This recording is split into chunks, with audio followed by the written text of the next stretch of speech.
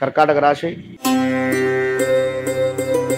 కర్కాటక రాశి వారిని చూసుకుంటే పునర్వసు నక్షత్రము 4వ పాదము, పుష్యమి నక్షత్రము 1, 2, 3 పాదాలు, అదేవిధంగా ఆశ్లేష నక్షత్రము 1, 2, 3, 4 పాదాలు.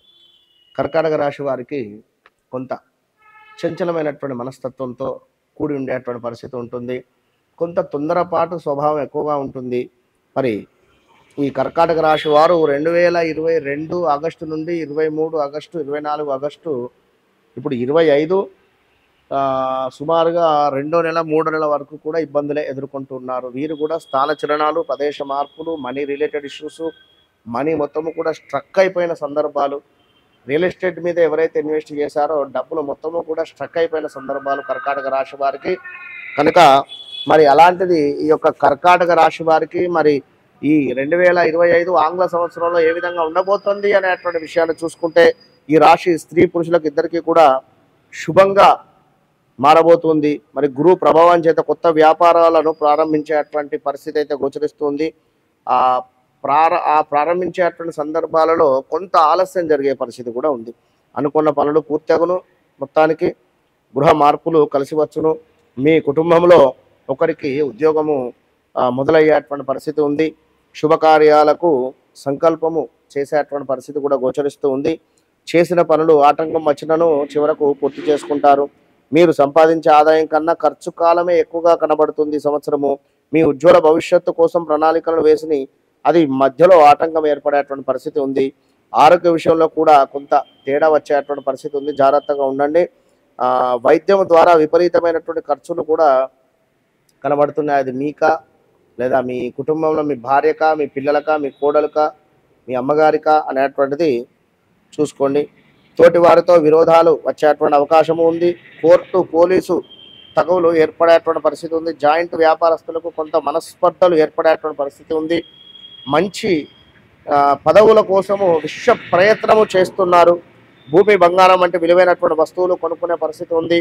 వ్యవసాయదారులకు తగిన లాభాలు అయితే కనబడుతున్నాయి. యంత్ర కర్మాగారముల వారికి పెట్టుబడులు పెరిగేటువంటి పరిస్థితి ఉంది.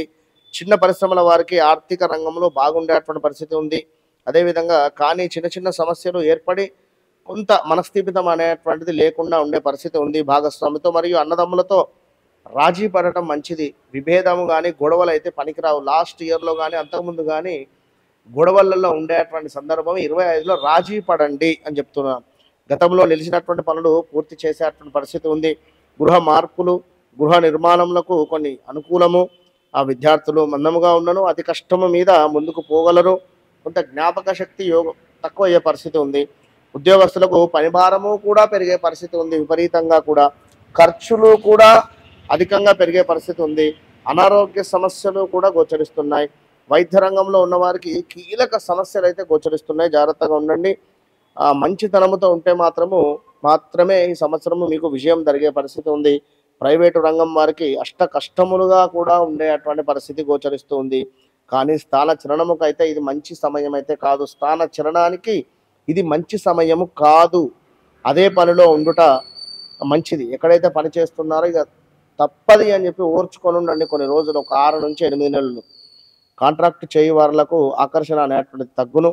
ప్రైవేటు ప్రభుత్వ రంగంలో ఉన్నవారికి అనుకున్న చోటికి బదిలీలు అయ్యేటువంటి పరిస్థితి ఉంది.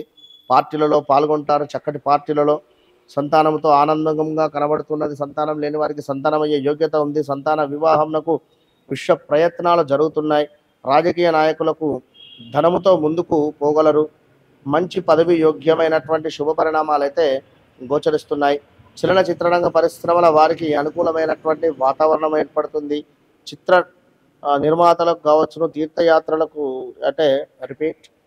చిత్ర నిర్మాతలకు కొంత ఇబ్బందికరంగానైతే ఉంది. మనీ లాస్ అయితే ఉంది. కర్కాటక రాశి వారు ఎవరైతే ఉన్నారో జాగ్రత్త. తీర్థయాత్రలు చేయటం మంచిది. మధ్యవర్తుల ద్వారా ధనము వృధా జరిగేటువంటి పరిస్థితి ఉంది. అక్కరలేని విషయముకై మహావేదన అనేటువంటిది అవసరం లేదు. ఆ విధంగా ఉంటుంది కానీ అవసరం లేదు చెప్తున్నా. పెద్ద పెద్ద సమావేశాలలో ఒదిగి ఉండేటువంటిది పెద్ద సమావేశాలలో ఎంత ఒదిగి ఉంటే అంత మంచిది.